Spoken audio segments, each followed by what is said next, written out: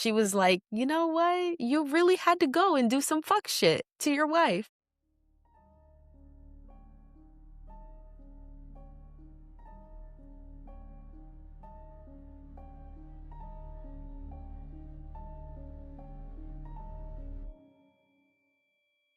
Hello, we're two sisters who love horror movies, horror books, scary stories, and sleepless nights. Welcome to Midnight Meeting. On today's episode, we are going to talk about The Fall of the House of Usher, which is the miniseries on Netflix. It is about, well, I guess it's mostly about Roderick and Madeline Usher. They are a brother and sister who kind of are, spoiler alert, in this episode, we'll dive into major plot points in this movie or book. Watch or listen at your own risk. I guess the bastard children of a very powerful CEO of a pharmaceutical company, they kind of get tossed to the side, but like long story short, they take a series of steps to become the heads of this pharmaceutical company. But in the process, they run into Verna, who is, I guess the closest thing is death. And they kind of make a deal with death. And her offer is that they can have whatever they want and they can do whatever they want, but whatever it is that they build for themselves, when it comes time for Madeline and Roderick to die, their entire bloodline will die with them. That is pretty much the agreement. Then the show kind of starts off from there, and a lot of people start dying because there are a lot of kids in the Usher house. So let's get into it. All right. Hey. I guess I'm leading this one. Yeah. Okay, yes. So, honestly, I think me and my sister both agree on this. This is probably one of the best horror-inspired shows that we've seen. More specifically because it draws a lot on, well, the title, The Fall of the House of Usher, as you can guess. It draws a lot on Edgar Allan Poe stories, short stories, poems, and it sort of interweaves them into the plot of the story, into the events and the characters, the character name. For me, I love this show because I just love Edgar Allan Poe. I sort of grew up reading him. I had a whole massive book of his work. So it was just kind of fun to see like, oh, it's this story. Oh, it's this story while watching it. And then I think they did a good job weaving it into the story. So I guess we can go ahead. Do we want to go more into the events of the story, or we talk about the events of the story and also talk about the Edgar Allan Poe influence? Okay, how about we do it like this? We could go like by episode, Okay, and yeah, we can do that. it might help like keep us on track as well, because I know I tend to start blabbering. Okay, so episode 1 is called A Midnight Dreary. And I guess how we're going to talk about this is going to go out of order for the show because there's a lot of like back and forth happening. Just to give you a little history about Madeline and Roderick, they grew up with their mother, who was the side piece of the CEO. She was his secretary, and he did not want to claim the kids as his own. He thought kids were like a liability. They were a waste of money. So he wanted nothing to do with them. The mother also had a mental illness. I believe it's called let me not butcher it. Yeah, Cadicil syndrome. And they grew up until their teens, and they're seeing their mom basically deteriorate, and they know who their father is. This guy's doing absolutely nothing to help mom. I forget exactly what happens, but one night, like, they think their mom is dead. Like, she's not breathing. And so they take her to the back, they dig up a grave, they put her in a casket, well, not a casket, but like a wooden box, and they bury her. That night, there's a huge storm, and they realize the back door is open. They see footprints, and they're like, oh my God, what's going on? Turns out the mother isn't dead. Surprise, surprise. I think they thought that she was going to kill them for a second, and she probably got like a moment of clarity and was just like, this motherfucker. Walked her ass over to the CEO's house, and he came out and was just like, why are you here? You shouldn't be here. Why'd you bring them? And she strangles him to death. And because he's a high power man, they find a way to cover it up. They sweep everything under the rug. The kids basically just get like kind of crappy positions at the pharmaceutical company, but like of course everybody in the company like knows they are the secret children of this man, but they're not getting anything because, you know, he never claimed them. They're not on a will. That's what kind of starts this whole them trying to get like power, because it was it was ripped away from them and it's their birthright, and it's like we are owed this, and it brings on a whole tangent of just moves that they make and of course how their family ends. But that's a quick story for hopefully that was a quick story of of Roderick and Madeline Usher, the two main characters and the reasons why all these people start dying. Yeah. I mean, well, where the story starts off, I guess, if you want to go by like episode, I believe that it starts off with him telling the tale to Yes. the detective. And I just want to start by saying that they introduce all of these characters. Almost all of them are characters referenced from Edgar Allan Poe stories. Well, Roderick and Madeline are the actual siblings from the Fall of the House of Usher story. Auguste Dupin is he is modeled after a detective from the stories of Edgar Allan Poe.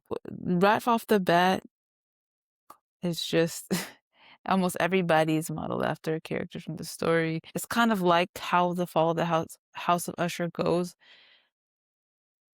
He's telling a story of something that happened to this detective, but the detective's not in the original story, but the detective is sitting there listening. I mean, he's having a hard time believing or understanding any of this. And Yeah, then not so to that's when mention the they get into it. detective Yeah, also has like a chip on his shoulder too, because yeah. he's been so essentially the backstory on the detective in this specific story, he is like a small town lawyer and he's trying to take down this big pharmaceutical company. Like he knows they're doing something wrong. He has evidence, and he goes to Roderick Usher before he becomes like CEO of this company and is like, "Hey, your name is on these documents. Can you verify that this is your signature?" And you know, he looks at all the papers and Roderick's like, "No, I didn't sign any of this." So he partners up with Auguste Dupin to essentially take down his father's company. And they're doing this for weeks at the, what is it called? It's a deposition.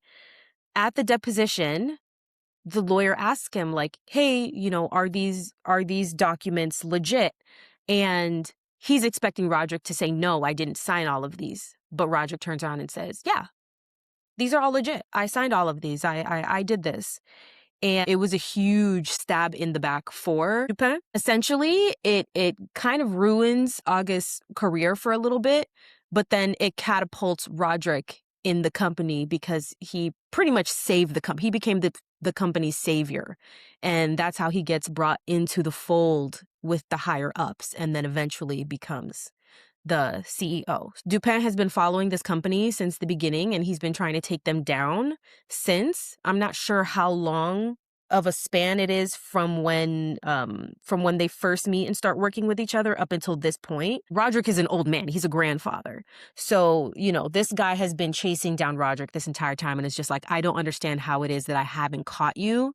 And so he's sitting down listening to Roderick tell him all these wild stories, and he's like, "You're trying to pull my leg again?"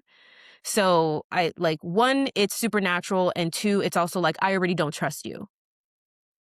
You know, you've stabbed me in the back multiple times, and now all of a sudden you want to confess. Auguste Dupin the entire time is like not giving him any kind of grace, which I love because he doesn't deserve it. That's pretty much how the series starts off, is Roderick confessing all of his sins and telling him all the stories of what happened to his children and why it's happening to his children as like a last way to like get everything off his chest. And of course, Auguste Dupin is recording it because he's like, "If you're going to confess, I need the evidence so I can fully take you down." That's pretty much like how the first episode starts. And then you kind of start seeing the family dynamics, and you start like meeting, I feel like at this point in this episode, you kind of start meeting all of the children, essentially. Yeah, so um, to the rest of the characters, like we've already been introduced to the siblings. We just sort of go into the hijinks of it all. They um essentially made a deal with the devil or fate or karma, whatever is supposed to represent. And her name is Verna, which is an anagram for the raven or raven. And her character is modeled after the raven from the story, The Raven. Is there significance to what ravens represent? Ravens are supposed to be smart, all-knowing, um, but sort of coming for, in the story The Raven, it felt like the raven was coming for something it was due, right? So that's kind of Mhm. like what it is. Like these two siblings, they did a horrible act. They killed the CEO of the company so that they could take over Mhm. one night at a party when they're celebrating the victory of the lawsuit that was happening. Mhm. And it was also New Year's Eve. And it was New Year's Eve, and they led the CEO, whatever his name is, into the catacombs of this place, and it's sort of it's a reference to the Cask of the Amontillado. They with he's drunk, he doesn't know what's going on, and they board him up behind a bunch of bricks, and obviously they're gonna leave him there to starve to death. Which I thought was crazy. Like, to me, I was just like, y'all couldn't just knock him out or something? But I guess that they wanted to, like, they wanted to do that. Like, they wanted him to know that they were the ones who put him there, and they wanted him to, like, pretty much suffer because he was a huge dick. But I was also like, I felt like that was really unnecessary. I feel like Well, even how much of a dick he was, I was like, he didn't do anything that bad to y'all. and yeah, and in the cask, the actual story, the Cask of the Amontillado, the main character name is Montresor or something. Mhm. He accuses the person that he leads down, I don't exactly remember his name, but leads down to the catacombs of insulting him or doing like an unforgivable act to him. But they Mhm. never tell you what the act is. They just said it was like a thousand blows or something. Like it was a Yeah. terrible act against him. So he gets this guy who's drunk, dressed up as a jester, and promises like the best like cask of the Amontillado, like the best wine, like you're gonna Mhm. love this thing, and pretty much leads him down the catacombs, and then just starts boarding him up with brick. It chains him to a thing, and then just starts boarding him up in it, and then the guy's like slowly starts like realizing what's happening because at this point he's drunk, and then once he starts doing it, he thinks it's a joke, Mhm. and then he slowly starts realizing what's happening, and he's like, "What are you doing? Like, for God's sakes, you know?" So, That was a great scene because they showed that progression of him thinking it was a joke until finally, like, by the end of it he's like threatening them, and they're like, yeah, what are you gonna do? You're tied up. Yes, threaten all you want, yell all you want, no one's gonna hear you. There's a party going on, and it's New Year's Eve. There's gonna be a long weekend. No one's gonna find you here. Yell all you want. and that is insane. Like, I think that just kind of shows their audacity because, like, they could it would be very easy for them, I don't know, to poison him or something. Like, they wanted something where the body would probably never be found. You know what I They're mean? like, Like, "Oh, he probably just ran off. We haven't seen him since New Year's Eve." Now, and after they board him up, they're like, "All right, we're gonna go down the street to a bar where there's a bunch of people who don't know us, but we're gonna make sure we stay, dance, party, make sure everybody sees our face so that, like, nobody can tie us." to him if he is ever found. And that is when they run into Verna. And they stay the whole night, they talk to her, blah blah blah, and by the end of it, a deal is made. Which, by the way, before we continue, I want to talk about this deal, because at this point, Madeline, they're twins, right? Yes, they're twins. Yes, they're twins. So Madeline doesn't have any kids. She could care less about having a man. She very much is a powerful woman. I can do it on my own. Roderick at this point is already married and has 2 kids. One I want to say is like a toddler, maybe 4 or 5 years old, maybe a little younger, and then the next one is like an infant, maybe a couple months old, year tops. He obviously loves his family. He loves his wife, which, by the way, his wife is Annabel Lee, which is a reference to Edgar Allan Poe's poem. Roderick is supposed to be the person who wrote the poem. Roderick is supposed to be a poet, basically. Sweet boy, heart, has a heart, blah, blah, blah, yada, yada, yada. I think it shocks everyone who's watching it, as well as his sister, that when he makes the deal, because Madeline thought about it for a second, and Roderick immediately said yes. And she was like, what? She just said that your bloodline dies with you. Madeline has nothing to worry about. Madeline's like, I don't want to have kids. But Roderick, who already has 2 kids, who like have barely even started living, just threw their life away in order for him to gain power, which I thought was just like, maybe you aren't that good of a person if you're so quick to make that decision without a single thought. Madeline, your sister who doesn't have kids, had to take a second to think about it because she was thinking about your kids. I mean, I don't know. Like, they were born their father didn't care about them. And they saw, well, his father, sperm donor, whatever. They saw what it looked like, I don't know, father figure to just not give a damn about kids that he brought into this world. I guess your greed, your ambition, and all that stuff just trumps, just at that moment. And maybe he didn't take the deal seriously, but at the time he just didn't give a crap, I guess. No. Greed, trauma. I mean, that's kind of what he was born into. Yeah. And when you're from poverty, I guess they grew up very poor, and they're still poor. To them, it's like, why not? Yeah. We were owed this anyway. We were supposed to be. And maybe like he's like, better the kids live in.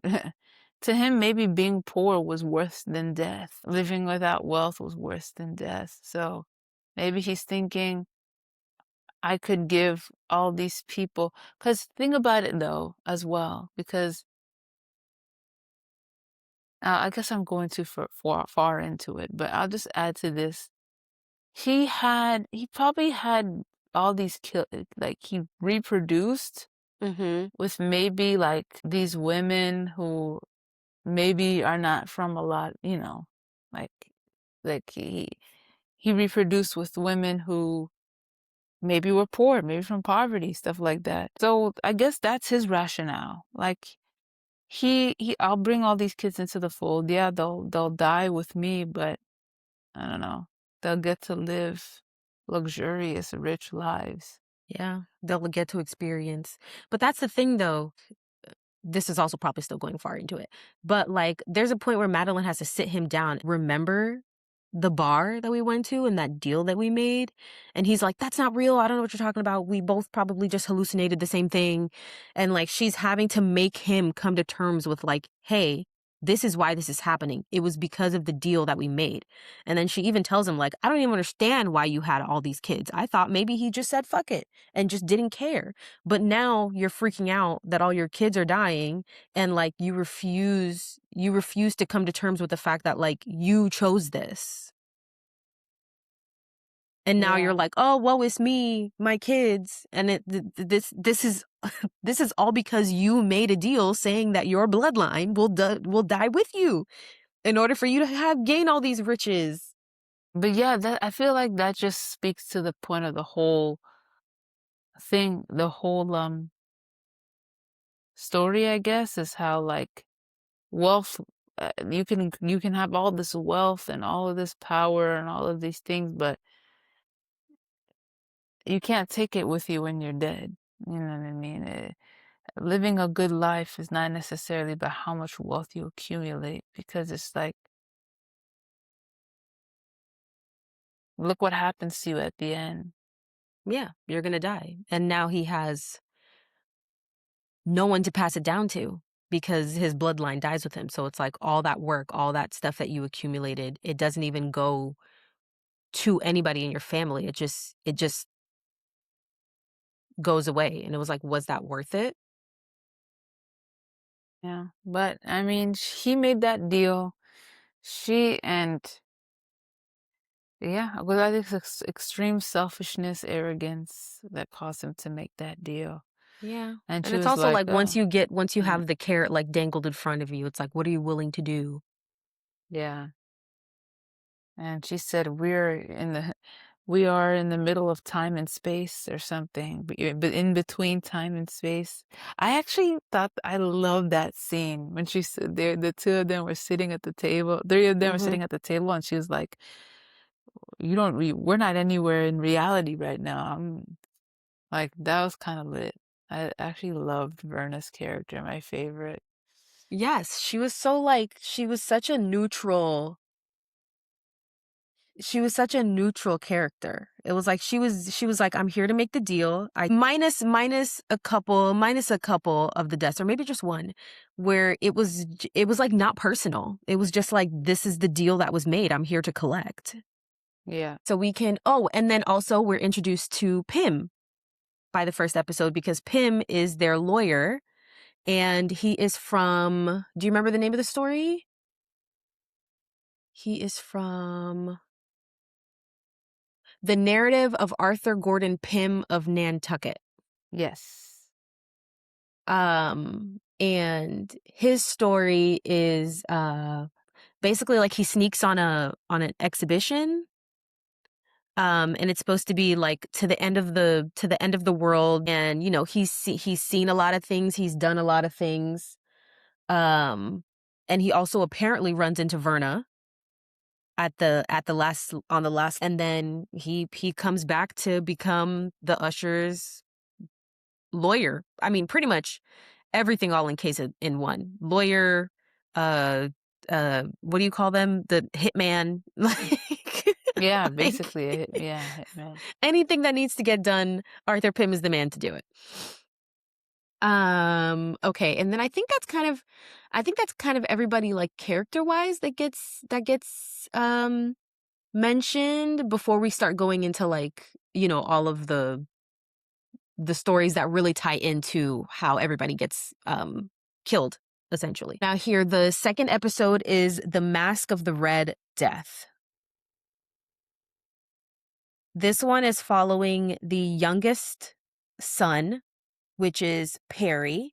And I believe he's of like, I want to say Indonesian descent. I don't remember exactly, but he's the youngest out of the bunch. I think he's like bordering 18. Roderick brings him into basically his thing is like, if I can prove that like you're my kid, I will bring you into the fold and I will take care of you. But he also will fund their first like business venture. Basically all the kids will pitch to him a business venture and he'll be like, okay, yes, I'll give you the money to start this off.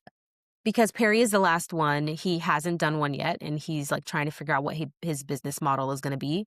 And he figures it out, but it's pretty much it's trash. Roderick is like, nah, come back with something else. And of course, Perry has a chip on his shoulder because he's like, I'm the only one who doesn't have anything yet, and he like really wants to be great. He's already in the fold, but he really wants to be able to get that fund to start something for himself. Um and then yeah, you want to carry it away before I start talking for 25 minutes. Um, no, go ahead. Do you want to go on with your thoughts? So basically Perry's first idea gets knocked down, and he has a chip on his shoulder. He has to go to a meeting the next day with the older brother, Frederick. They're sitting in a meeting with all these lawyers, these like eco lawyers who are basically coming after a company like, yo, you guys need to change this, you're doing this. What are all these buildings? Basically, there's like a list of buildings that they've done experiments or where they've like made their past pharmaceuticals, and like these buildings need to be demoed, but they need to be demoed properly. They need to go through the right, things. There's probably chemicals in there that like they have to dispose of properly. Perry sees one of the things and he's like, oh, this is a really cool looking building. And so he gathers the information, he goes to his friends and he's like, look, this is what we're going to do. We're going to start a nightclub. It's going to be exclusive. It's only by what is it, like text invitation, and you only know the time and the location at the last minute, like within the hour of the party starting. And so him and his friends create this whole thing. They go to the building, they look at it, and they're like, yeah, this is where it's going to be. It's going to be it's just going to be a party of like straight up debauchery. Debauchery? Am I saying that right? And so they get a team together to set everything up to make this party. Like they're pulling in the drugs, the drinks, whatever. And they see that there's a sprinkler system, and he's like, oh, at a certain time, the sprinkler system is going to go off and it's just going to like, basically start the orgy for everybody. But mind you, this is a building that needs to be demoed. Who knows what the hell is in these water pipes? And so he has this party, and Verna shows up, flawless, in a mask, dressed to the nines, for this party of debauchery. She runs into him and she's basically like, you can stop this at any point. You can stop this party and just send everybody home. And Perry's like, why would I do that? And he's just like, no, I'm still having this party. Mind you, there's a bunch of rich people here, and Perry's already thinking about, like, is already planning on doing, like, blackmail. He has cameras all over the place. And so he's basically like, nah, I'm gonna still party. Verna disappears, and he's like, oh, where'd she go? So he tries to find her. And you just see Verna whisper to one of the, I don't know if it's the security guards or the bartender, and then you just see him like kind of, and then he starts talking to the other workers, and then they all leave. And Perry's like, oh, that's kind of weird. Perry probably has the worst death, one of the worst. Oh my God, has one of the worst Get it deaths out, get it out. out of everybody, really. So the sprinkler system turns on. Nobody decided to check the water. It was all acid. Mind you, when all the people left, they locked the doors behind them. So everybody in that room was locked in there. They could not get out. There was nowhere for them to hide in this warehouse. And they were just getting drenched with acid water. And their skin is basically just like melting, Melted off. screaming, and it was absolutely horrible. And then also Frederick's wife is also at this party because she gets invited by Perry, because Perry just wants to be a dick to Frederick and basically like offers his wife a good time. And so that is death number one. Perry dying Yeah. in acid water with hundreds of other people. I just want to add that this story is a directly translated from The Mask of the Red Death from Edgar Allan Poe. Yes, and I believe... Yeah. No, go ahead. Yeah, so Prospero is actually the protagonist of the story, and that is also the name of the actual character in the show. It's sort of a direct kind of translation. Like in the original story, he tries to escape death by which I believe death is like the plague. Yes, the technically plague. In the story, yeah. Yeah, it is a plague.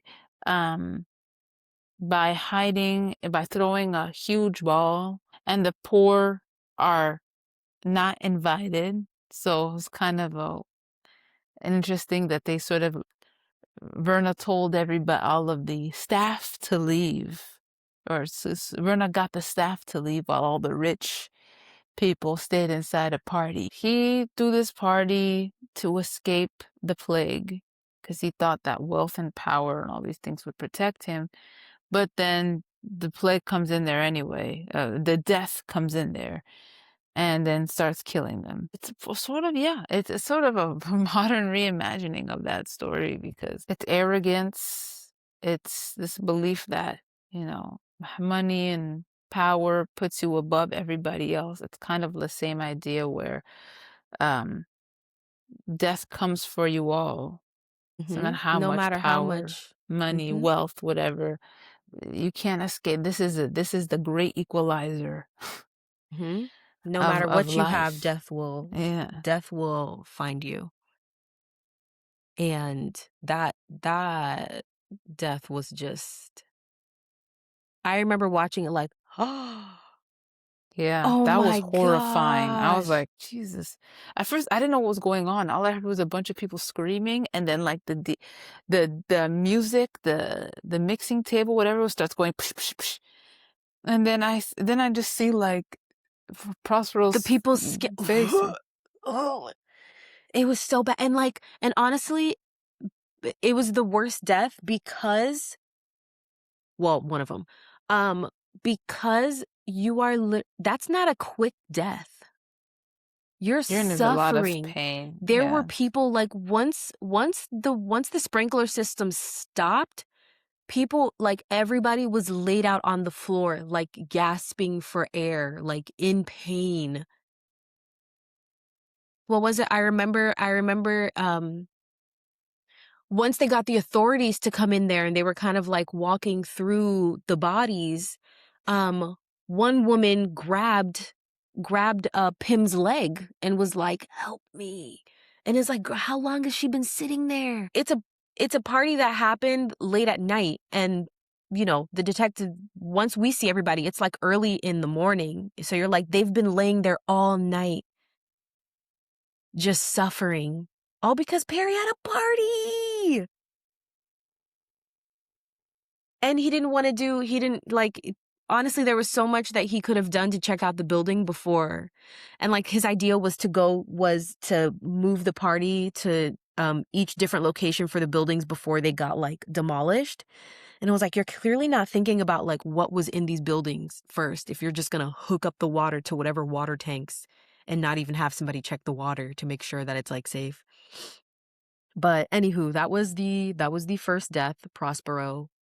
Yeah, horrifying. The next episode is Murder in the Rue Morgue.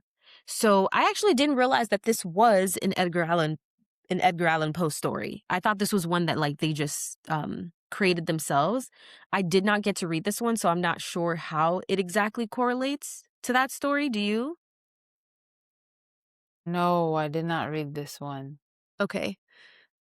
Um, but basically, let me see if I remember her name. It starts with a V. So Victorine is another one of the children that gets brought into the fold, and she is a surgeon slash scientist. She also has a surgeon as a girlfriend, and they work at the Rue Morgue. And essentially, what they're trying to do is work on a heart mesh to help people with heart conditions. So the idea is that this mesh would um, assist your heart in pumping properly. They're doing these tests on chimps, and Camille, who is another one who gets pulled into the fold, she is essentially the company's PR agent. Anything that happens, Camille is the one to fix it. She's the one to do the social medias, to do the to talk to the news. You know, she's the one to help like fix everything. Camille has something against Victorine. Um, and she sends her sleuths to figure out what Victorine is doing. Oh, which, here's one thing that we forgot to touch up on.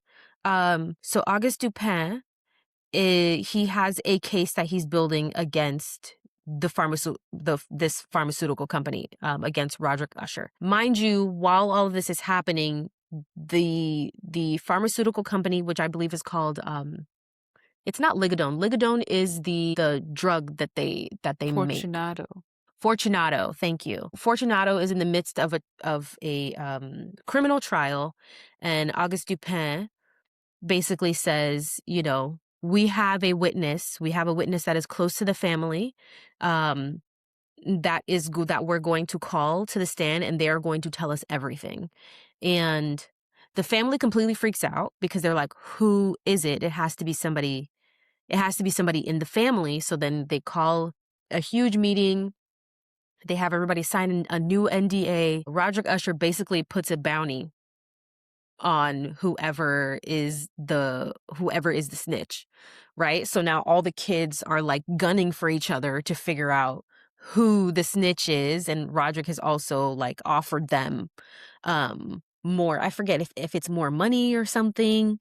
But essentially he pits the kids against each other, and for some reason Camille immediately goes for Victorine.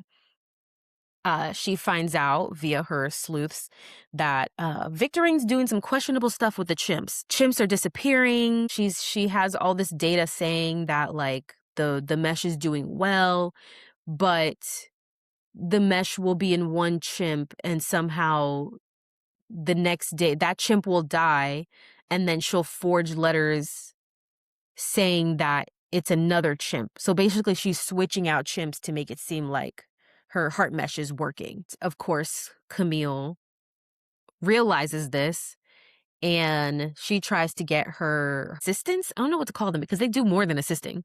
They had a weird relationship with Camille. And essentially she's like, all right, you're going to go and take some pictures and get some evidence. And they're kind of like, no, I'm done doing this. And, you know, Camille goes off, she fires them. That's a whole thing.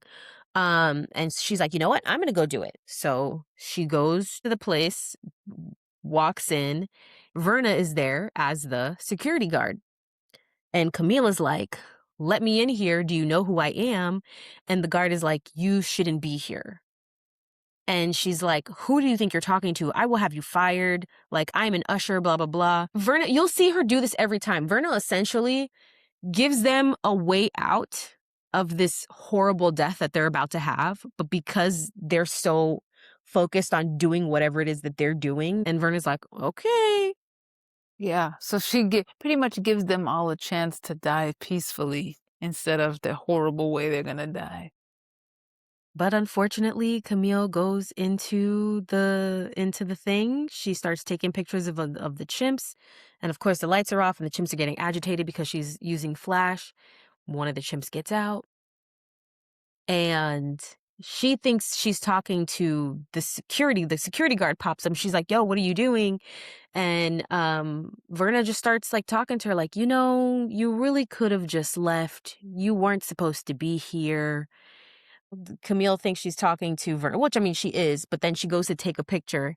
And when she takes the picture, she realizes that it's not Verna, it's the chimp that got out. And she essentially gets mauled by this chimp. She got murdered by a chimp, all because she wanted to be nosy. She could have just stayed her ass at home. And I think that's also what the story, I haven't read the story, but I know that the story ends with a murder by a chimp. Really? Yeah. Or not a chimp, but like an orangutan or something. Yeah. Some other kind of Wait, that monkey. sounds familiar. That sounds familiar. This might, because you know, sometimes in school they make you read certain Edgar Allan Poe stories. Yeah. And for some reason, orangutan killing somebody sounds very familiar. Unless I'm thinking of, you know, what's that movie? Planet of the Or Apes. I think the story starts off with the two people already having been murdered, and they're trying to figure out who it is, and then they find out that it's some kind of ape that did it, or whatever. That's crazy that it took him that long. He would have thought the way that, you know. But anyways, so that is death number 2. Episode 4. This is one of my favorite episodes, The Black Cat. Do you want to take this one over? The black cat, the black cat. Okay, well, you can talk about the circumstances in the show, because I feel like since you watched it more recently, you have a better idea of the setup and like the character that's being talked about. And then I guess I could Damn. talk about the actual story. Okay. I'm trying to Edgar. avoid like talking so much because Okay, editing the so other ones, I was like, damn, I talk a lot. okay, um, well then I guess we can talk about Napoleon, I guess that's his name. yes. Leo. Is short. So he is, I guess, what I would say the most chill out of all the kids. Like he's A not doesn't seem 100%. yeah, it doesn't seem like he wants to play the game really, and he seems to have not such a bad rapport with the other kids. Um, but I think he's the only one that sort of made his own. I'm sure he had the help of his father, but like he has his own thing going as a video game company or something like that. Mm-hmm. He also has a boyfriend who he cheats on A a lot. lot, and this boyfriend has a cat. I don't remember what the name of the cat is or if it's Was it? important. No. The collar was called, it was a Gucci collar. What was the cat's name? It was something good too. No, let me look it up because I feel like the cat's name was referenced to something. Um, Pluto? Because Pluto's the name of the cat in the black cat. It's probably Pluto. Maybe. I do remember starting with a P. If they're gonna make, yeah, it's probably gonna be Pluto because Pluto is actually the name of the cat and the black cat. The story. The cat's name? Yes, it is Pluto. Yeah, I knew it. That's such a cute name for a cat. The cat, I believe the cat doesn't really like him or something, No. or the cat likes to hide. The cat, Ye- yeah, yes. So, yeah, no, the cat doesn't really mind him from what I remember, but he also doesn't like him either. He's not yeah. like attacking him. But yeah, this is boyfriend's cat. He doesn't really care for the cat. And oh, here's the thing. Leo is definitely a drug user. Yeah. Huge drug user. And one night he basically just like goes on a binge. He has a bunch of friends over and they just go all out. And he wakes up the next morning and there's like blood all over his clothes. And I don't know if he's like looking for the cat, but he's like trying to figure out where this blood came from. And he finds the cat like mutilated with like I think did the cat have like a knife in him or something? Cat was absolutely destroyed. Like he was killed in a murderous rage. And Leo starts freaking out because he's like, "Oh my god, I killed my boyfriend's cat." Killed his boyfriend's cat. So then I believe he goes and he tries to get a new cat. Goes to a shelter and tries to find an identical black cat to Pluto. The person running the shelter is, surprise, surprise, Verna, being a you know what, the person who got to play Verna, she got to play a lot of characters in this show. She got to be a Yeah. different person in every episode. She's basically just like this super like cat lady at the shelter, and she's like, "Hey, I have all these cats that really need homes. Like this one's about to get euthanized." And he's like, "Nope, I want a cat that looks exactly like this black cat." And he sees the cat and she's just like, "I don't know, he's not very nice." And he's like, "Nope, that's the cat I want. I'm bringing that cat." Oh, no. The cat was supposed to be for somebody. He was already adopted. And he was like, "I'll pay you." He was like, "How much do you want for the cat?" So eventually he takes the cat home. Yep. So he takes the cat home. Starts to notice very bad things about this cat. Um, the cat likes to hide, likes to scratch and bite. Yeah, there's something wrong with this cat. Yeah, it's bringing things to him like dead birds, rats, and he's like finding them in his bed, like under his pillow. Yeah. And now he's like, this fucking cat. But one thing I noticed, I was like, because every time he complains, every time the cat, like, okay, at one point he's looking for his tux because Camille had just passed and he needed something for the funeral. He's looking for it, and his boyfriend's like, "Hey, have you seen the cat? I haven't seen him anywhere." And he's like, "Oh, he likes to hide, or like maybe he got out or something." And the cat jumps out at him and like scratches his neck. And this basically just keeps happening around the apartment. The cat just keeps popping up in random places and attacking him, right? But every single time he's like, oh man, this fucking cat. And then the boyfriend will come, where? Where is the cat? He's like, he just ran over there. And now that I'm thinking about it, I'm like, the boyfriend never saw the cat. The boyfriend was still looking for his cat. And Leo is freaking out because this cat is attacking him. And his boyfriend's like, where's the cat? I don't, like, what are you talking about? So I'm like, he was probably hallucinating the cat being in the house, honestly. And then the fact that he's on the drugs. So the interesting thing is he's a drug user too. And even in the original, the Black Cat story by Edgar Allan Poe, this guy, he's a little crazy in the story too. And he's a very unreliable narrator, mostly because he's speaking of this story as he awaits his execution. Mm-hmm. My God. Because, yeah, in the Black Cat, he's talking about how, well, he's about to get executed because he kills his wife. Mm-hmm. So that's one thing they didn't do in the story. I guess it's good. He didn't kill his boyfriend. I guess, were you waiting for that to happen? Yeah, I was like, the oh, they're episode? adapting the Black Cat. He's gonna kill the boyfriend. Because he does kill his wife because the cat, so the same idea, the cat named Pluto, is his wife's cat. Well, it's both of their cats. It's not just his wife's cat, but it's the household cat. And unfortunately, he becomes an alcoholic. So he abuses alcohol and starts to mistreat his animals as pets. Mm. He does a most terrible thing. One night, so the cat starts avoiding him because sees that, he's abusing the animals. He does gouge while he's in it, like drunk, he takes the cat's eye out. And then eventually he becomes so irritated with the cat, he hangs the cat from a tree, killing the cat. So, so blah, blah, blah. This guy gets even more unhinged. I think his house burns down or something like that. They lose all their possessions. And then he adopts another cat after feeling guilty about what he did to to Pluto. And that cat's also missing an eye. I don't know why he didn't wait, I gouged the cat's eye out.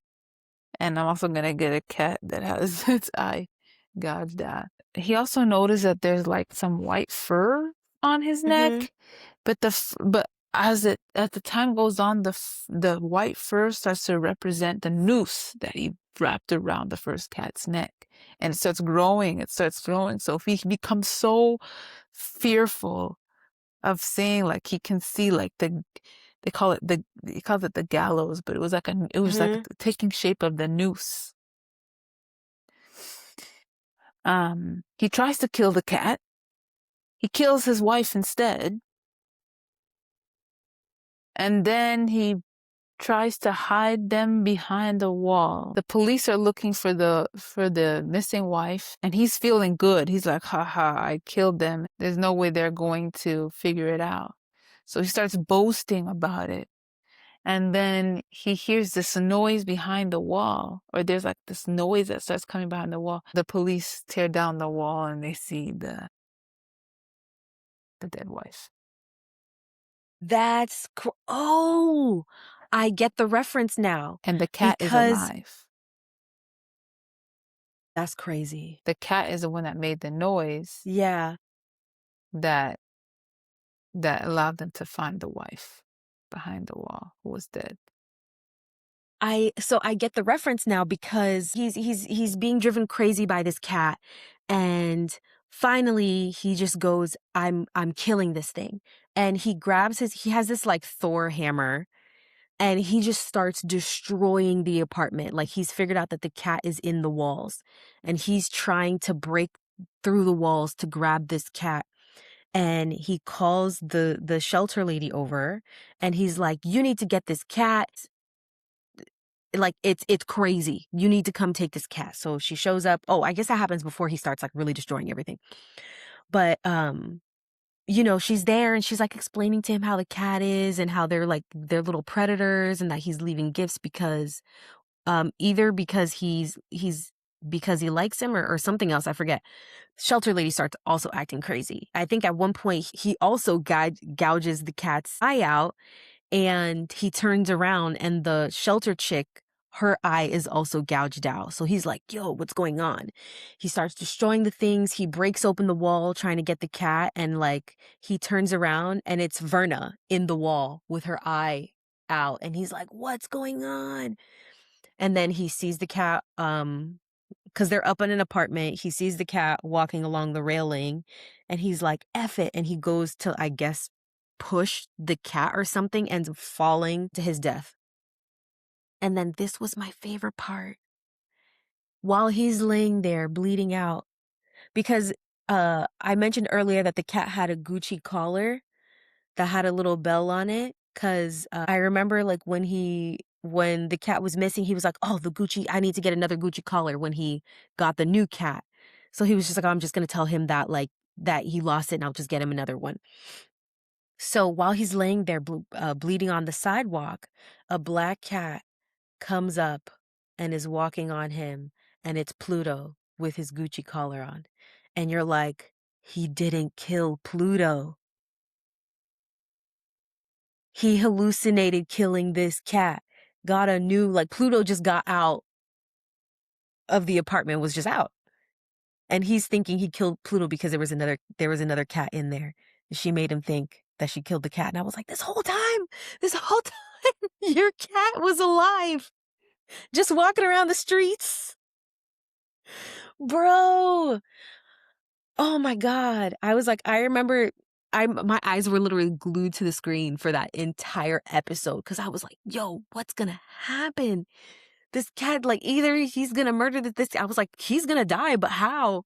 Is he also gonna kill the cat? Where'd this crazy ass cat come from? But yeah, that was wild. That was what murder number 3. That was number 3. How many kids he had? He had 6. Yeah. Yeah, 6 kids. Jesus Christ. And mind you, this is the 3rd death.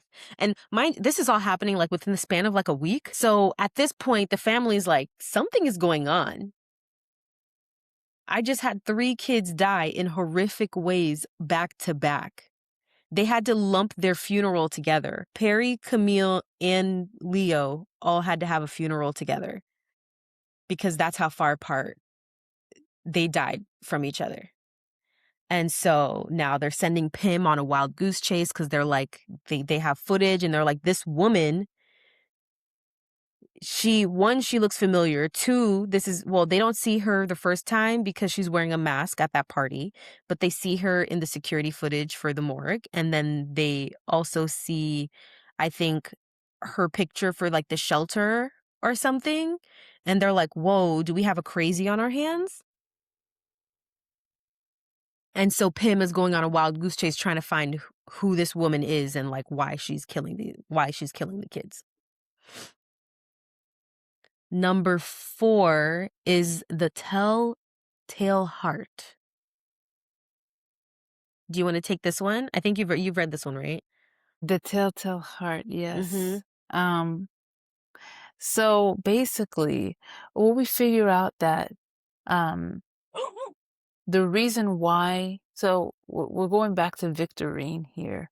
Mm-hmm. Victorine is the doctor who her and her girlfriend ran the study or the research dealing with the chimps and the mesh and all of those things. Now, we in the show, they're sort of pushing her, or her father is pushing her, Roderick, to get the research and the study done quickly to move to human trials. And because we find out that, I don't know if we know this at this point, that he has like some sort of dementia, or he has the same illness that his mother had that causes them to lose sanity and then die. What's the name of that that illness? Catasil, I believe it was. Catasil syndrome. Okay, yes. I don't exactly remember why the heart mesh is what's gonna help him overcome this disease. Did I they think it's really talk supposed to about that? help. You know what? That's the part I really should have looked into, because I was like, why does that have to do with anything? Because Yeah. what was it at one point? Like, so when they thought their mother had died, it was because her heart had like it had slowed or something, and that's what led to her dying. Like, she was still having hallucinations, but there was still something also going on with her heart, and then that eventually gives out. And he's trying to have this heart mesh basically be a backup so that his heart can still go, so that he doesn't die. Like, he'll still have the hallucinations, and I'm sure he's trying to figure out something else for that, but the heart is the main thing. Basically, she's like on this timetable to get this thing to work, which is causing her to falsify all of her data for her trials to make it look like it's successful so that they can move to human trials. She's telling Roderick, we can't do that because, her and her Roderick doesn't know that she's doing any of this, that she's completely falsifying everything, and that the chimps are dying and all this stuff. Victorine tries to get her girlfriend to go along with going human trials, and I believe this is when Verna comes along. Mm-hmm. Or yeah, so Verna comes along, and she is actually masquerading herself as a terminal patient who is trying to get help for her illness. I believe she has like heart murmurs, or Yeah, heart murmurs, yeah. yeah, she I has think, she has heart issues. Of course, this woman walks into her clinic, and Victorine's not really supposed to run into this woman. yeah, This patient should be talking to her girlfriend, the actual doctor, about her heart condition. But yeah, of course, because it's Verna, she runs into Victorine, and Victorine looks at this patient as like, this is my gold mine. She takes her paperwork and basically goes through everything and is like, she's the perfect yeah, candidate. yeah, And pretty much lies to this patient and says, yeah, no, we're ready for, she's basically going to use this patient as an experiment to see if her heart mesh will yeah. work, So she, unbeknownst to her girlfriend. yeah, and yeah, she has obviously does not care about the life that she might potentially end by doing this experiment, because obviously they've killed a bunch of chimps up until now, so she doesn't give a shit. So her girlfriend finds out. Alexandra, I think's her name. Well, I whoever it is. think so. She finds out, and she finds out about all of the lies, and like forging her signature and forging all of the data, and then threatens to expose her um, in an argument. And she walks out, and then Victorine takes an object and a mug or something and throws No, it. it was a big marble. It was a big marble It was like a crap thing. marble bookend. It was a hunk of marble. Okay, yeah. So took a huge hunk of marble and launched it at her head and killed her girlfriend. Kills her girlfriend. She tries to cover it up and then hide the body. The thing, what was it? Like, as you're watching it, like, you don't know that she kills the girlfriend. You just hear her throw something, and then it cuts to another scene, and you're like, I think you see her on the floor, like, yes, but that's not until later. oh Remember? yeah, Because that's when so she goes into work next day, and she's on the phone calling Alexandra and is like, pick up the phone, like, you're not talking to me, blah, blah, blah, blah, blah. And she just starts hearing this noise, this like mechanical this noise. And ticking, she's like, yeah. where is this coming from? And it's like completely distracting her. And she just keeps hearing it all day. And she's like going through her office, she's checking the air vents. She's like, where is this sound coming from? And then I forget what happens like in between, but Roderick shows up at her house, and she's like, "Look, man, it's not ready, blah blah blah." And I think at this point, Roderick is almost like facing his mortality in a way. Mm-hmm. And he's like trying to be like, no, it's fine. Like, this is why, like, I have a sickness and blah, blah, blah. And then she's like talking to him. And mind you, she's gone all day hearing this noise that she can't figure out where it's coming from. And all of a sudden, like, Roderick just stops and he's like, what is that noise? And she's like, you hear it too? And he's like, yes. And she was like, oh no, it's probably just nothing, blah, blah, blah. And he's like getting distracted. He's like, no, where Yeah. is that noise coming from? And then he follows the noise, walks into a room and sees Alexandra Yeah. like kind of against the wall on top of a piece of furniture. Her chest is held open by like a, I forget what they're called. Like the heart meshes on her. The heart mesh is on Yeah. her dead heart and it's making that noise. And then Victorine comes in and she's just like, "Oh, Alexandra, I told you I would blah blah blah." Like she for some reason doesn't realize that Alexandra is dead. And Roderick is trying to come to terms with her. Like, he's freaking out because he just walked in on a dead body. He's like, there's blood everywhere. There's the heart meshes Yeah. on the thing. And he's like, what's going on? And yeah, and then she slowly realizes, she's like, oh, that's why it's making that noise, because your heart is already dead. Like she's like, that's why it keeps making that mechanical noise. She's like, it's working. It's just that your heart is no longer alive. And then she goes and then she stabs herself with a Yeah. knife in the chest. And that's when I believe Roderick is like, there's not a person, because he witnessed Victorine kill herself. So he's like, it's not this woman that you guys are trying to find. I saw Victorine do it. Victorine admitted to killing Alexandra. That's when Madeline has to be like, remember that deal we made in that bar that one time? She was like, yeah, I tried to find that bar. That bar doesn't exist. It's never been there. So now they're trying to figure out like how to contact Verna, how to track her down. But that is death number 4. Yeah. And obviously, this is like a Telltale Heart story. I mean, I would say for this particular story, it's a little bit less um one for one, because obviously it's drawing from this example. Mm-hmm. However, the reason, so gassy. Why hold on? Yeah. So yeah, the Telltale Heart is basically about a guy who kills an old man because of his one of his eyes is has a filmy blue cover over it, probably a cataract.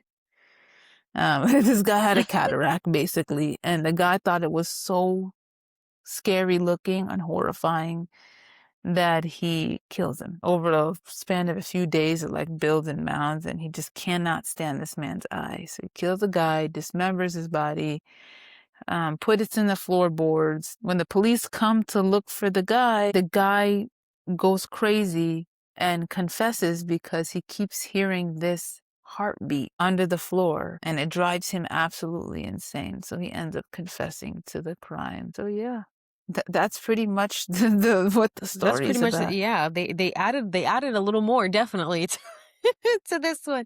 But once we see Alexandra's body, that's when they cut back to when she threw the marble, and like the idea is that she threw the marble and maybe hit the wall or something. But nah, it hits her square in the back of the head and she just starts bleeding out, and Yeah, Victorine is so freaking out.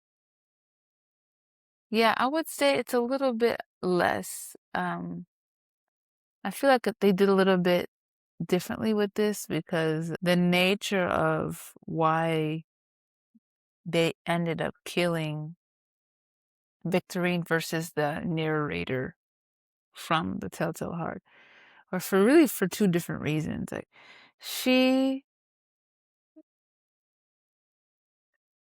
I don't know, she killed her girlfriend because she couldn't face what she did. She didn't Mhm. want to get caught. She couldn't face the lies that she had told to get her to this point.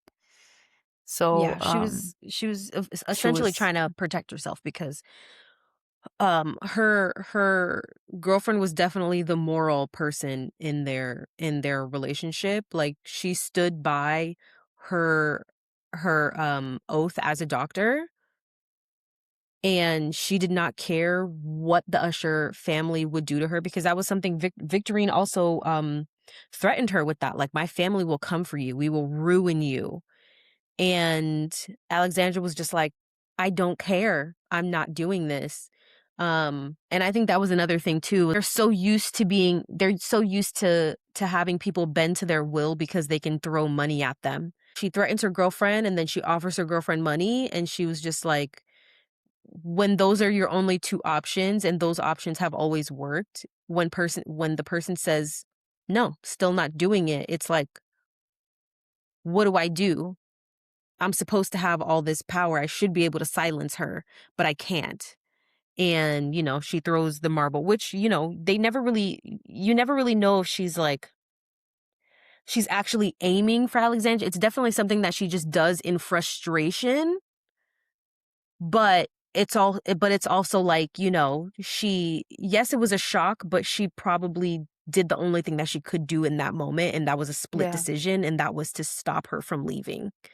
Yeah. And that meant throwing something, whether to startle her, but, hit her square in the head. But yeah, and also just like the telltale heart, so the pump, the heartbeat noise that he was hearing was his conscience. It wasn't actually the guy was dead, but he felt so guilty about what he had done that he kept hearing the heartbeat that was getting louder and louder and louder, the heartbeat It was thumping. just like manifesting. But yeah, in the show, it wasn't the conscience that it wasn't her conscience. It was literally this device that she had put on in this woman's body that was making all that noise. I mean, yes, but the thing is that when she wasn't at home, she was still hearing it. Obviously, she had to open up her girlfriend to put the heart mesh Yeah. on, and she was hearing that noise. And then, because she blocked it out and went to work the next day and was just like, Alexandra, where are you? She compartmentalized and was just like, oh, Alexandra's alive somewhere. She just like left. But in the back of her mind is like reminding her, and she keeps hearing this noise. It's reminding her like, hey, you did this. Um, but that one was. Yeah, and she was so horrified by what she had done that she killed herself. Hmm? She probably, honestly, she's one of the ones who got the best death. Knife to the chest? I don't know. Better than you know what? We'll continue. So that was death number 4. What was the next one? The next one was uh Gold Bug. Bug. I do not Yes. remember this. Did you read this one? I know a little bit about Goldbug as it pertains to the story because now we're getting into the two, um, these first two kids that we're talking The about here. So legitimate the kids from the legitimate Usher, kids. yeah. Yeah. And what's her name? I just had it too. It's not Laura? it's Tamerlane. Tamerlane. Yeah, that was a crazy name. Tamberlane, who is the executive of her own wellness brand. Um, But her husband is the face yeah, of it. I forget what the company is called. Uh Goldbug. no, no, no. Goldbug is what she launches, is the box that she launches later. But the fitness brand itself is her husband doing, like, the workout videos. Fuck, Yeah. what is it called? It's something crazy. I'm trying to remember if it's the guy's name. Oh, Built. So the guy's name Built. is Bill, and then there is a capital T at the end. Built. That's not So that was the clever at all. so that was the fitness company. Tamerlane, I want to say, is probably the fakest out of everybody, because you realize that in her relationship, like she's married to this man who is the face of her fitness brand. But then you slowly start realizing that like she doesn't actually love him. She put out a search to find the perfect person to be the face of her fitness brand, and then she would marry them so that they would seem like a power couple. Yeah. So like you start realizing that this Bill guy really does love her, and she's kind of just like, no, you're simply the face of my, like, you're a product. You're a product. I own you. Their relationship is weird because she'll have women come to their house, dress and pretend to be her, and she will watch this woman and her husband play out a scene in their lives of just like having dinner, and that's supposed to be like a turn on for her. So like her and her husband like actually haven't slept with each other in a really, really long time because he's sleeping with these women. Like she's a voyeur in their relationship. One night they're getting one of the girls, and I guess she's the person that they always use. And, Verna shows up and they're like, "Oh, you're not our usual girl." And she's like, "Oh, sorry, she got sick. She filled me in on what it is that you like and blah blah blah blah blah." So Verna comes in, she absolutely kills it. And as in like she does a great job pretending to be what did I say her name was? Tamerlane. But now as it goes, she starts seeing Verna in random places with her husband. So she's watching one of his live fitness videos, and Verna walks, like she's like supposed to be, like the background fitness people that are simply there to just show the advanced or the lower tier of the workout. And Verna walks in with everybody else, and she's like, "What the heck? Why is that woman there?" And she starts freaking out, and she's like, "Bill, like, it's just when we do this thing together, like you shouldn't be running into these women, after the fact." And he's like, "What are you talking about?" And she's like, "The woman that was here the other night, she was on your show." And he's like, "I don't know what you're talking about." And he's like, "Sorry, I didn't recognize her." Um and so essentially she just starts seeing this, Verna as dressed up as her everywhere. And she's like, "Bill is cheating on me. Something's going on." Um, and she's also like sleep depriving herself, like because because of all the stuff that's happening with her family, and the fact that like the pharmaceutical company is in turmoil and in a lawsuit right now. She's trying to create something else to kind of take over the pharmaceutical company, or as a way for everybody to be like, "Oh, look, the Ushers can do something good." She's trying to build something like away from their pharmaceutical company, and like she's being really hard on herself, trying to make sure that she has this deadline, that it comes out, that everything goes off with a hitch. And she's denying herself sleep. She's not sleeping at all. Like Bill even tells her, like, "When was the last time you haven't slept in weeks?" And you start seeing her doze off. She'll be making a pot of tea, and she'll turn around, and then the next scene you just see her kind of like jolt awake. The pot is off the stove, the tea is already made in her cup, and she's like, she has no recollection of doing it. And this keeps happening throughout the day. She's sitting down and she's going through a script, and she's writing, she's crossing things out and making notes. And then she dozes off, wakes up, and everything is done. She's written out and she's looking at it. "I don't remember doing this." You can tell that she's like sleep deprived, and she doesn't even know, she has no clue when she's even falling. She's just dozing off for like 5-10 minutes and and not even like realizing it, which is very dangerous. Well, I'm trying to see what else happens. Like, so she goes to do her the launch, and she's on stage, and at this point she's like unhinged because she's lost sleep. She keeps seeing this woman around, and she goes out on stage and she sees Verna sitting in the crowd, and she's like, what the fuck? And and she's saying this all into the mic, like she doesn't realize that she's like having these like outbursts.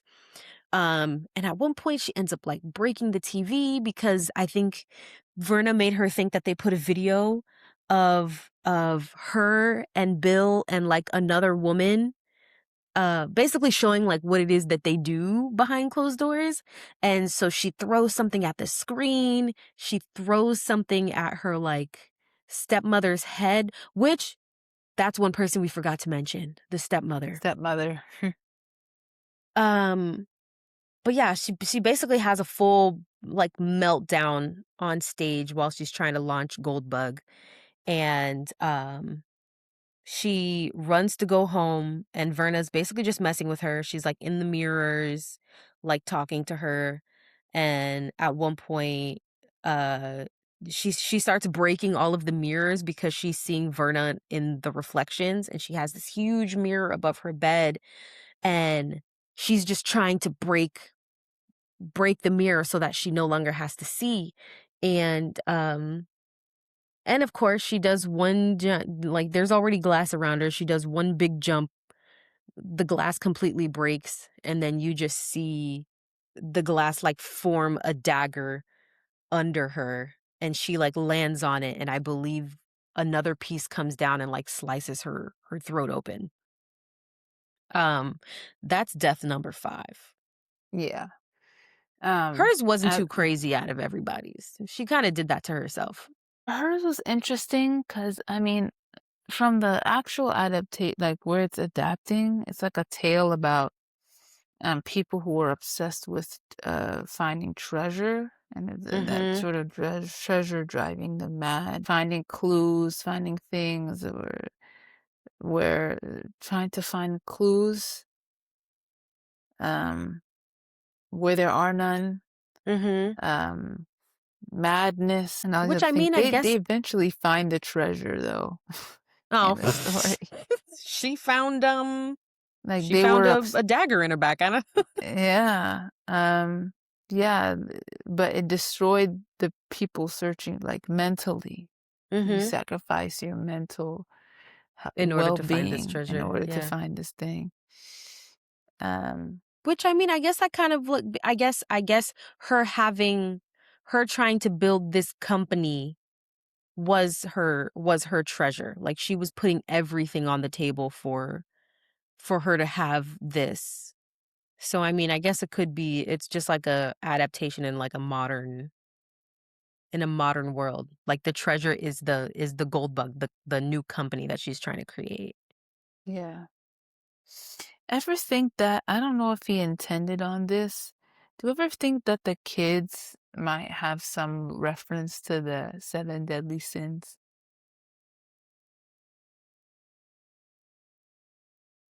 Huh. Like But I who's was the thinking seventh about one? He this. only had he only had 6 kids? Yeah, but yeah, I was thinking because I don't know if he did this intentionally. I mean, and all those kinds of deaths, all those vices sort of is what caused them to not take a step back and say, hey, what I'm doing is probably not the best thing. That's a Mhm. reverse course, right? You have Prospero, lust, obviously, Mhm. hedonism, pleasure. Who was the He has who this club that he wanted to do a sex rave and stuff, and then it ends up being his melting demise? everybody's skin, And right? who would be glutton? Would that be Leo? Maybe Leo because of His drug addiction? Or his not drug addiction, but addiction. No, I mean, yeah, his I drug mean, he was usage. sensitive to the And we drugs. don't know if he was an addict per se, but his high levels of is what He caused him to get into the situation that he's in. Yes. And then would Camille be pride? Maybe envy, because Envy. it was her envy, and it was her, desperation to get dirt on Victorine Mhm. that led her to this, getting killed by a bunch of, Hold on a second. We might be onto something here. right? So I'm thinking like, and then Victorine would be pride, really, because she was willing to commit all of these terrible, like, she's a respected physician, but she threw all of that away. She threw all of her integrity away as a physician to lie about this thing. And she was so afraid of it being a failure that you know, She killed somebody. she killed someone. Countless chimps. So Let's yeah, see. so I mean, and now we're on who? Let me see. Hold on. I'm gonna write them all down first to see. Hold on. There's So that's why I was thinking, like, I took my idea back that, like, I was thinking that maybe these characters were a little too one-dimensional. But if they do represent a fatal flaw that was Mhm. instilled in them by wealth, then, and they met their end by that flaw. Mhm. And I'm like, wait, this is Seven Deadly Sins, sort of, a little bit. Let me see. Okay, so Lust, Perry, Glutton, Leo, Camille, Envy, Victorine, Pride. We have we have anger, sloth, and greed. I think for greed, we can definitely say Roderick That and Madeline. mhm. Yep, yep, yep. I mean, it's their greed that led them to make that deal. They Yeah, should have never made that deal. 100%. And then let me see sloth. Who else is left? It's um Two twins. It's the Frederick twins. and Tamerlane. Well, we didn't talk about Frederick just yet. No. But We just Tamerlane, talked I'm about. like hers. I mean, she did kind of like she went on a rampage. Could it be wrath? Could it be sloth? Sloth. I feel like Frederick is the sloth because he meets his, well, we'll get into that later, but he meets his end because he's not doing what he's supposed to be doing in the company. Like he's in charge of certain things, and for some reason he never gets them done, even though he's trying so hard to impress his father. He's doing everything but the thing he's supposed to actually do. Like demolishing the buildings. That was supposed to be done like months ago, and then he kind of just and you're like, wouldn't you're trying to impress your father and he's giving you all these things. He's giving you all these chances to prove yourself and like you still haven't proven yourself. And let's be honest, Tamerlane and Frederick were definitely given the silver spoon at a very, very young age. They were the two most useless, I think. Mhm. Out of Because everybody. they had the less skill and the less, I mean, I wouldn't say Prospero. What did he could do? Maybe not him. He was still very young when he came into it. So it was just like Yeah. he never really had a chance um to really make anything of himself. Like, he was 18. What were you expecting an 18-year-old to do? Like you basically say, "Come here, I'll take care of you. You can do whatever the hell you please." There's nobody watching him. He has an apartment to himself. Like an 18-year-old and telling him that he has like unlimited amount of money. Like, what do you think they're gonna do? Of course they're gonna experiment. They're gonna do whatever the like he was like, I ain't got nobody to watch me. I don't got no rules to follow except to come up with a business venture to pitch to you. Um, okay, so that was death number 5, which took some liberties with the gold bug reference. Yeah. But then the last one is the pit and the pendulum, which is And when the pendulum. Frederick meets his demise.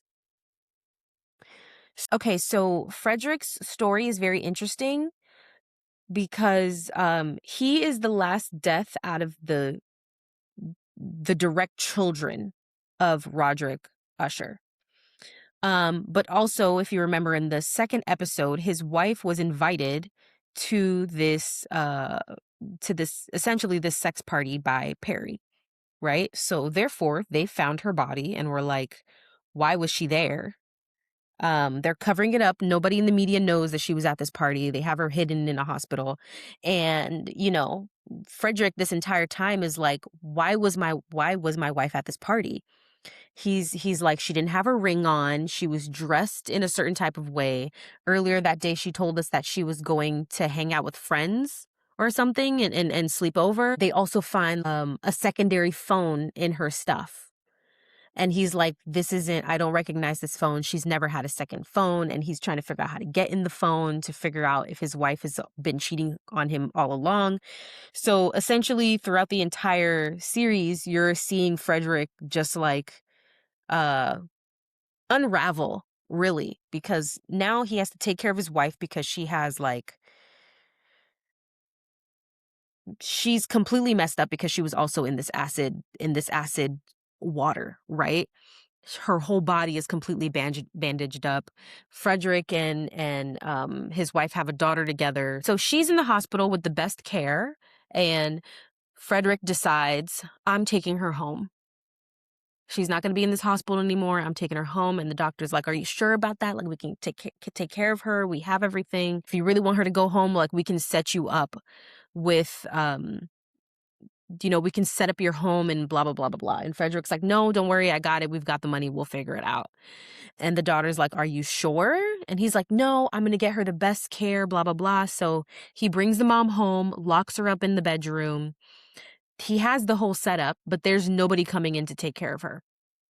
He's basically, he goes to Leo before he dies and is like, hey, do you have any, like, I need something. And he ends up getting like a bunch of coke from Leo, right? So in order to cope, he's basically just like doing drugs now. Of course, every time his wife wakes up, he's like, so what were you doing? And his wife can't speak because of the amount of trauma her body went through.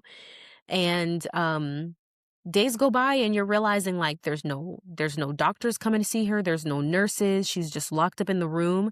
And you also see that her bandages have not been changed since she left the hospital. Like, they're starting to yellow, Mhm. and you're just like, oh my God, he's just letting her sit in her bandages like that because he can't fathom that his wife would do something like that, right?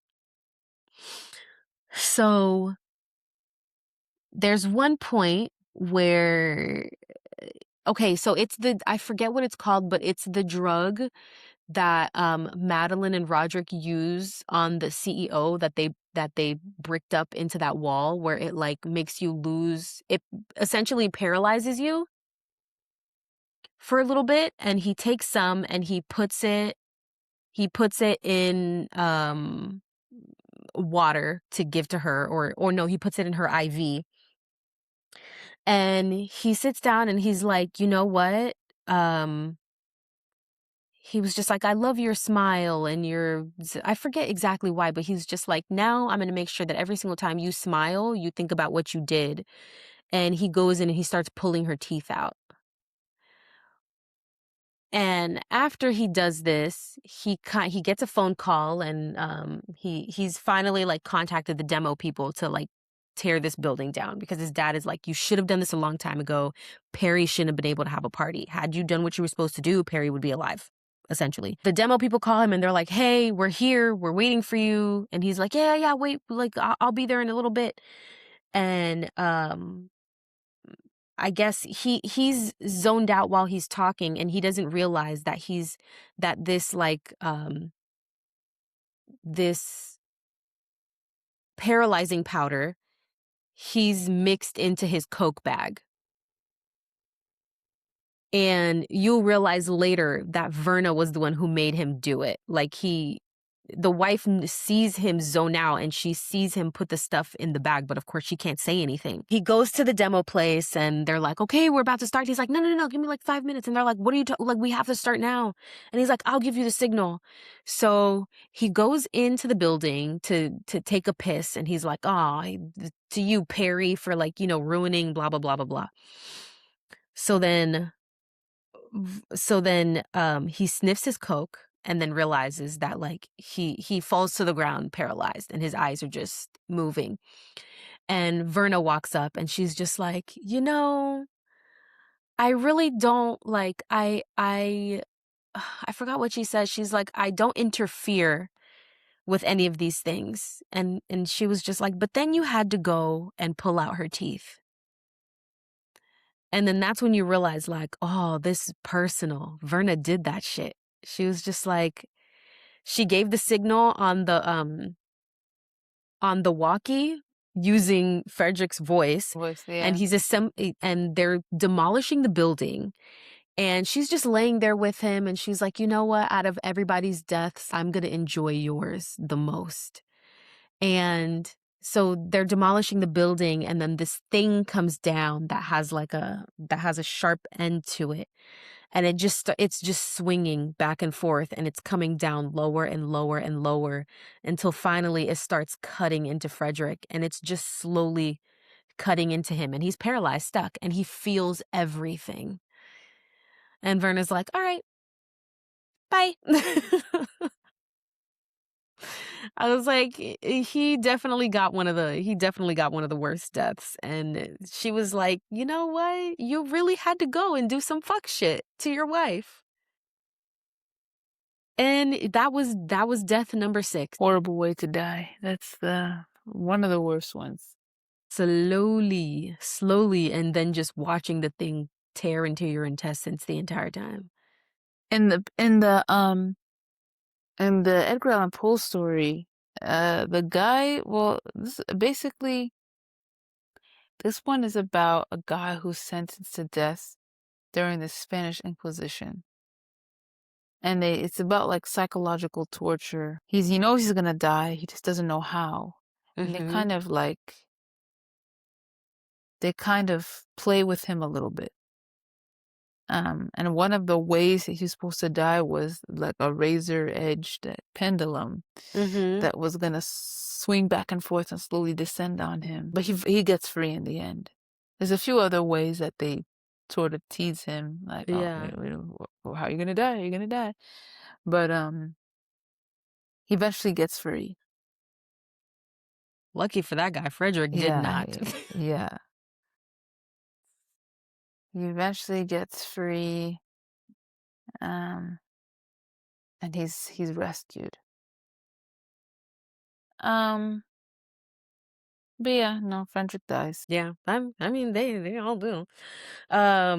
Okay, so for the sake of time, because it is very late, we are going to not necessarily pause this. We're going to end the episode here.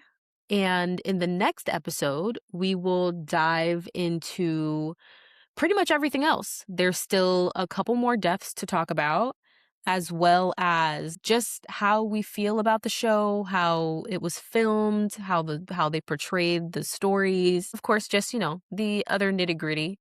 But yes, we hope you enjoyed this midnight meeting, and we will see you at the next one.